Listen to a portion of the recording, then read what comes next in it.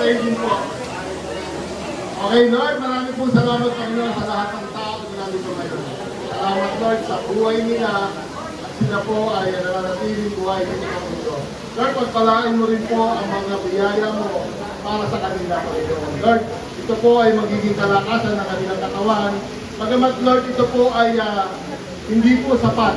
Pero, Lord, ito po ay makakapawi ng kanilang gutom at malakas po ang kanilang pangangatawan. Lord, maraming po salamat sa lahat sa biyaya na binibigay mo sa amin at ang biyayang binibigay mo sa kanila, Panginoon. Maraming salamat po. In Jesus' name,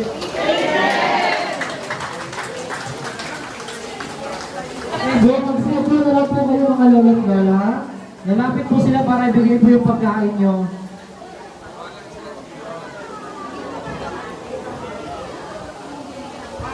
Wala pong tatayo, mga lolo't lola, magsiupo lang po muna kayo.